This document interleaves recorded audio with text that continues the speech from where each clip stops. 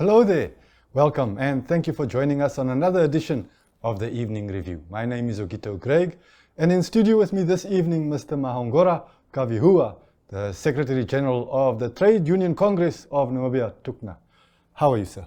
Very good. How are you? Very good, very good. Yesterday, in an unprecedented show of solidarity, Trade Union Congress, the NUNW, the Employers Federation and the Employers Association of Namibia all had a joint press conference to deliver a message of solidarity with one voice regarding the Labour Advisory Council. Let's start with the beginning. What is the Labour Advisory Council? Yeah, the Labour Advisory Council is a tripartite body that is created by the Labour Act. Mm-hmm. Now, Namibia, we are members of International Labour Organization, Yes. which is ILO in short. And with ILO, there are various international labour instruments, Yes. which we call labour standards. Yes. ILO it's always having an annual international labour conference, like a parliament, Yeah. for international labour issues. And they have always passed various conventions. Now, if the convention is passed by International Labour Conference and it is ratified by a member state, that conventions become legally binding. Okay. Now, the moment you ratify that convention, you have to come up with domesticated regulations on how to operationalize that convention. Now, Namibia have ratified Convention 144 that dealing with the tripartism, that dealing that the government, the organized labor, and organized partners have to become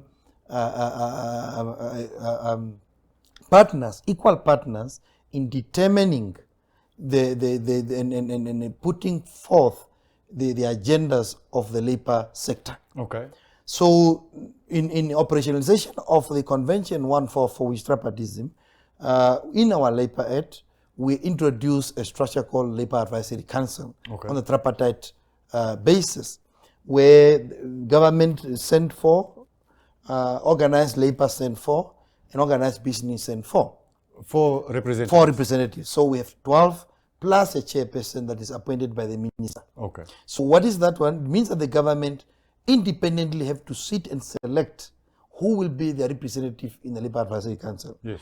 Business independently have to sit and select who will be representative. So also the labor. Okay. And the minister is the one who have to look through all the Namibians or through CVs or whatever and appoint the chairperson. Okay. So that is what we call Labour Advisory Council. Okay. And on top of that, we have ratified Convention 87 of 1948. We ratified these conventions on the 3rd of January 1995. Okay. This convention have 2 important articles, which I want you to read for the audience later. Okay. Article 2, which requires that a trade union or business, they establish their own body, develop their own rules, and only follow their own rules. Okay. That is Article 2. Article 3 says that trade unions, business, organized business, have their right to select or elect their own representatives. Okay. Freely, without any interference.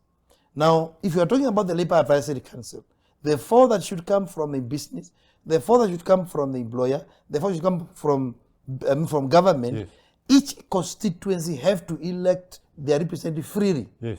So, and if you go to subsection 2 of that article, which we call Article 3 of the Convention 87, Yeah. it explicitly says government should not interfere.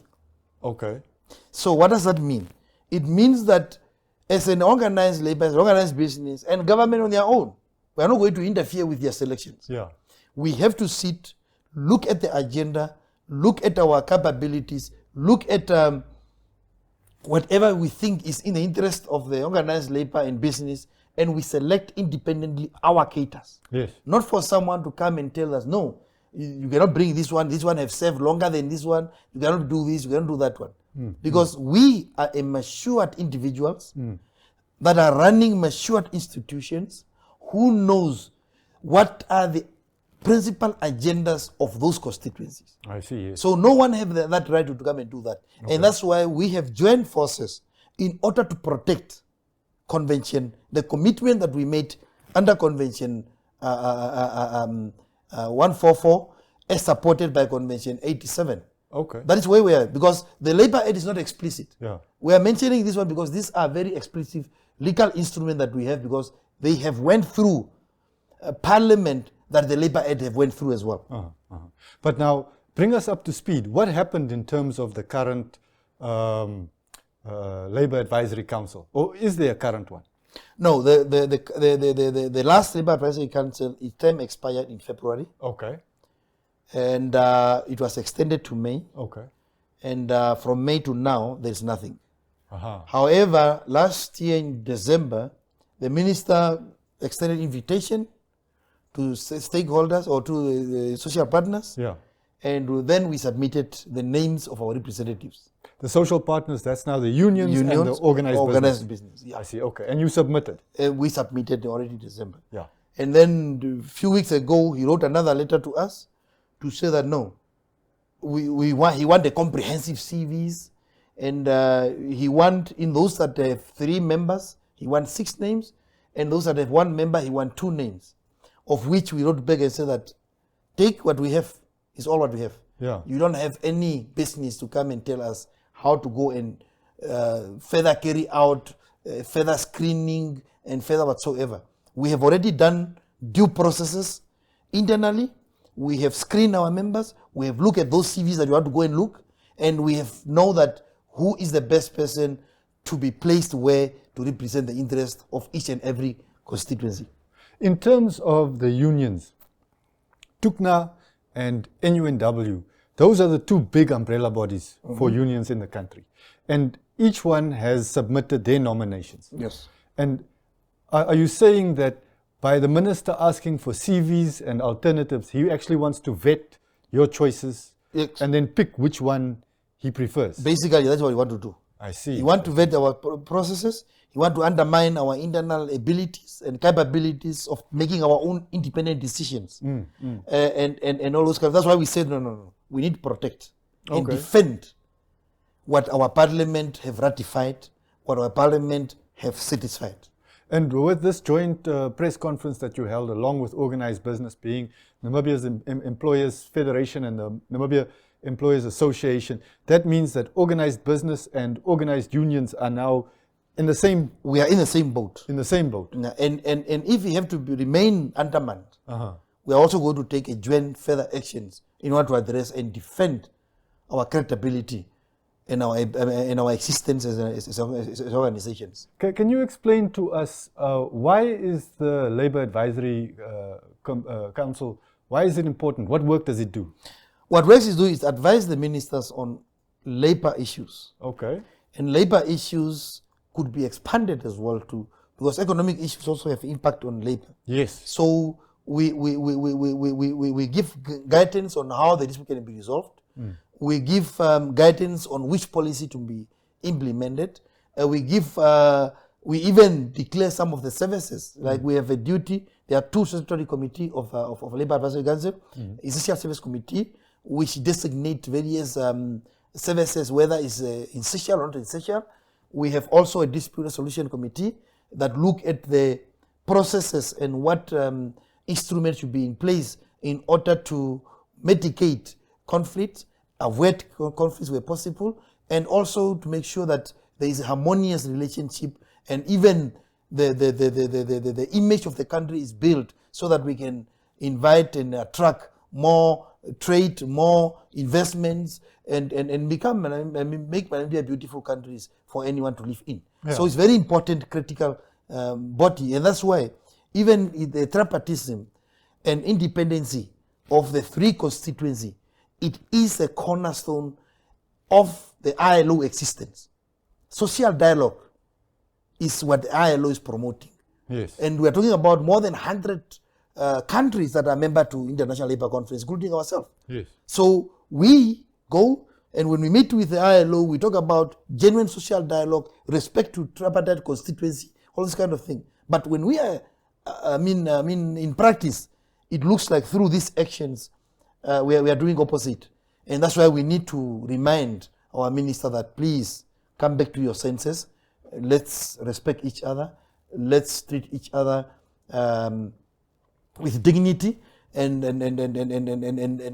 you should also know that we don't just arrive at an individual. There are due processes, internal processes, based on our own rules that we are required to follow under Article 2 of the Convention 87. And I would imagine that the individuals that are selected, they have the mandate and the confidence of your members. You know that we spend money in building our capacity. Because trade unions now are no longer about bread and butter issues. They are more than that. Trade unions have interest in trade, interest in climate change. They have interest in debts. Yes. They have interest in the national budget. They have interest, all those kind of things. They have interest in migration. Yes. So we as a labor movement, we look at our capability, we dedicate resources in order to ensure that we have now a latest one. There's a convention that was passed, 193, on platform workers.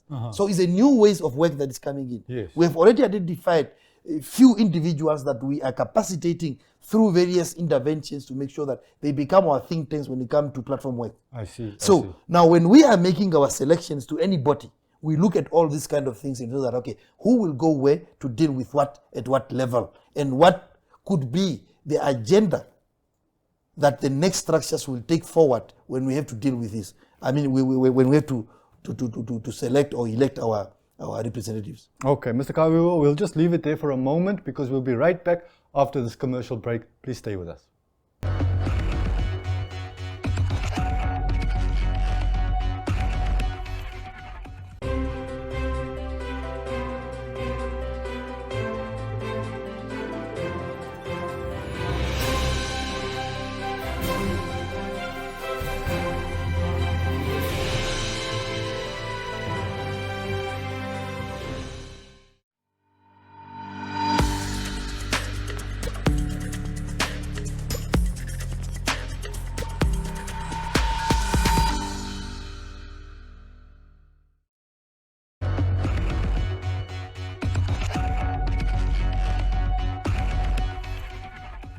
Welcome back to the Evening Review. My name is Ogito Greg, and in studio with me, Mr. Kavihuha, the Secretary General of the Trade Union Congress of Namibia.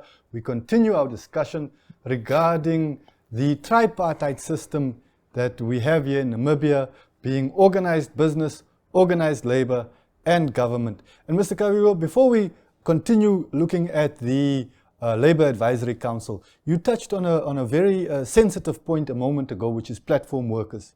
And you know, we are seeing more and more of that kind of labor popping up even in our Namibian context. But I hardly ever heard of somebody working, for instance, for a Yango or any of these other platforms being unionized. Are the unions being able to represent those Namibians who earn their living through those ways? Of course, we have already a focal person that we have appointed and dealing with them. And this person is spending more time even in Yangos in order talking to them, collecting some information whatsoever. We have also a project now where we are looking at developing a manual of a trainees that will start now in September with our assistance from developed country trade unions.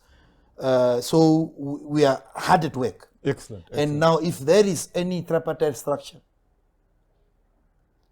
that requires us to send our representatives, if we send that focal person, who else would come and question us? Yes.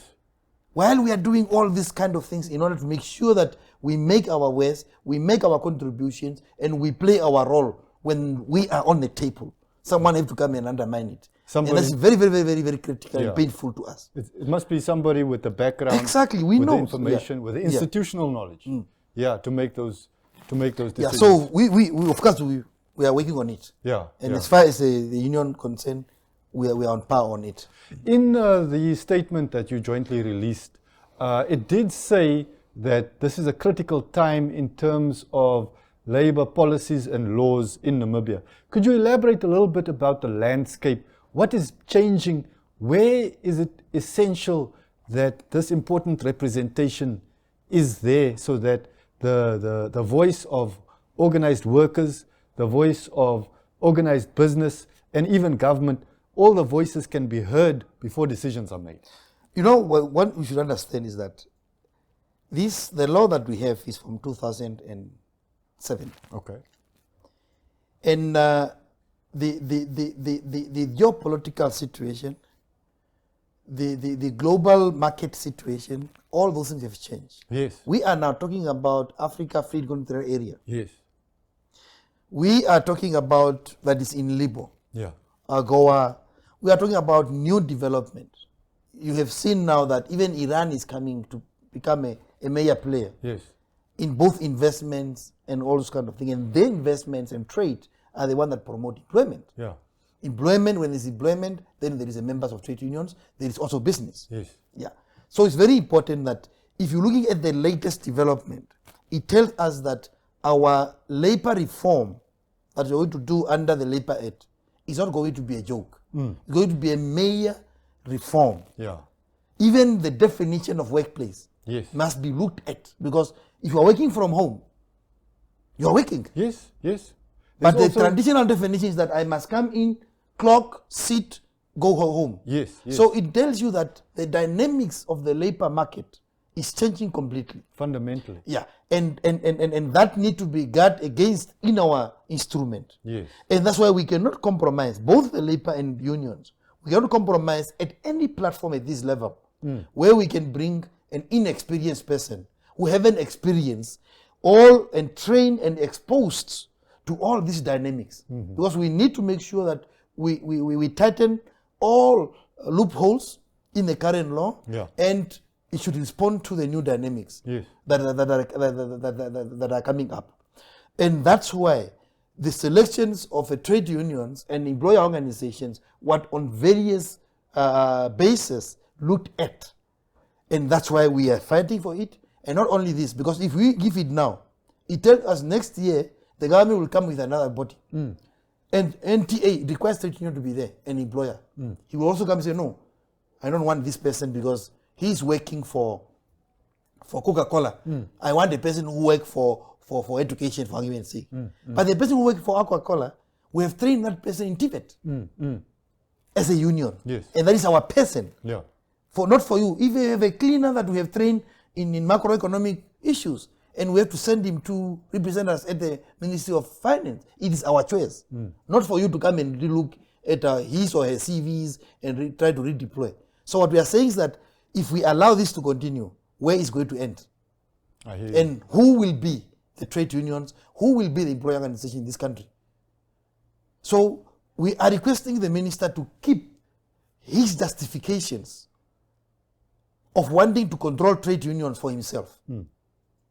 He is non-starter when we come to the determinations of our representatives, of our constitutions, of our rules, of our programs, and of our actions. He is non-starter. And that must be understood.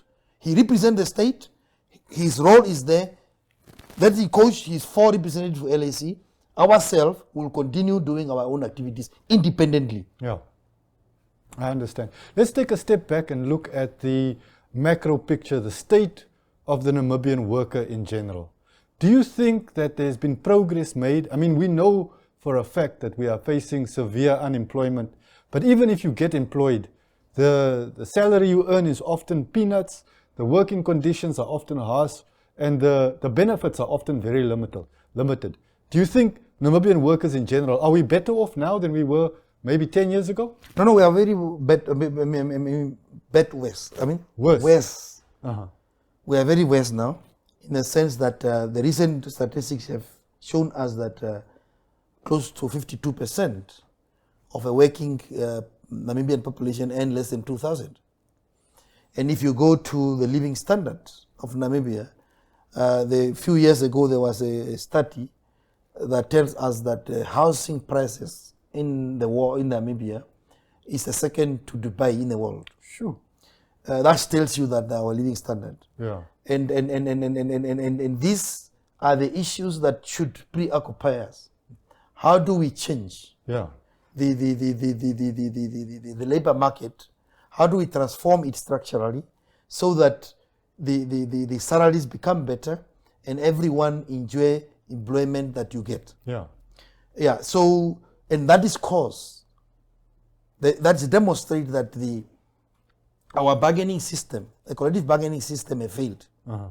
And it's a fail on the basis of the threshold that the labor Act have set. Uh-huh. Because what is transpiring is that the trade union organized, because you can only bargain collectively Yeah. if you have 51%. Yes. Now, in a country where you don't have bigger companies, Yes. you don't have what we call for this mode of productions. Yeah. We have a mondialization, very small companies all over. Yes. It becomes difficult because when you organize and you're about to reach the 50%, they retrench. Yes. And the retrenchment process was made it so easy for the employer. Yes. Just notify the Labor Commission 4 weeks, and then people are gone. Yes. Can you see now? So there is no time for collective bargaining, and that conditions is clear proven that how the trade union have been through legally have been castrated to avoid them to represent the workers in the collective bargaining. So even in the new reform, we need to relook at that to say that how do we strengthen a collective bargaining system in the Republic of Namibia and in the law so that we don't play this game. And this game is known by everyone. They are playing it open and it's happening. Even in the parastatals, because parastatals who have state-owned enterprises are the worst and enemy of trade unions. If you look at them, if you look at these lawyers that are recruited as a secretary, company secretary, I think that they need to be taken to some orientations for them to understand what is labor law and what is collective bargaining and what is social dialogue means at the workplace. Before we run out of time, I'd like us to, you said I should read a couple of things to our audience. Let's do that quickly and then we will continue our conversation. I see you. I want you to read Article 2, see whether you speak to it very loudly so that Article 2, it says, workers and employers, without distinction whatsoever, shall have the right to establish and, subject only to the rules of the organization concerned, to join organizations of their own choosing without previous authorization. They have the right to form and subject to the rules only, underline the word, only to the organization that they formed. Now who else should come and tell us anything? And we said this is the right one in our parliament as a country. We've ratified this. We've ratified. Can you see already? I see. May I continue with this first one under Article 3? 3, yes. It says, workers and employers' organizations shall have the right to draw up their constitutions and rules, to elect their representatives in full freedom. Stop there. To elect their representative in full freedom. The representative that can go to LAC. Yeah. Who are you to come and tell us this person is that, this person is taller, this person is old? Yeah. And it continues to organize their administration and activities and to formulate their programs. Exactly. I see. We organize our own administrations, we organize our own activities that are indicated to you. We have capacity building activity organized independently. And we select through our own processes who to be capacitated in which thematic area of the trade unions. So now, if we have divided ourselves in that area, which other institute to come and disturb us? After the minister informed you that he wants these extra choices and you wrote back to say you insist on your choices, what happened then? No, it's quiet now. We are waiting. You're waiting for him? It's quiet now. We are waiting. And if he doesn't come that one, we might not take drastic action. Maybe after we haven't consulted yet on the next action. But I think that we have to relate the things to the head of state so that she can intervene. Because if we have to take another route, it might tarnish the very image that we must protect. Yes. And the image of our beautiful republic. Yes. So some of these things, I think that the minister have misunderstood And then someone must talk to him and say that, no, don't interfere with other people. We don't interfere with your appointments. You mentioned the president, and she's been on record as saying that we are too few to be poor. But if we don't have decent work, how will we change our own situation? And that's why we are saying that now is a high time, especially through legislative reform, we make sure that decent work is embedded, is entrenched in the new reform. And that can only happen if those that are on the table are competent to understand what a decent work is all about. And when we're saying it must be entrenched, what is the meaning of that? Yeah. Thank you very much, Mr. Kavihuha. We've run out of time, but thank you very much for joining us on this edition, and I look forward to seeing you on the next Evening Review. Good night. Thank you very much.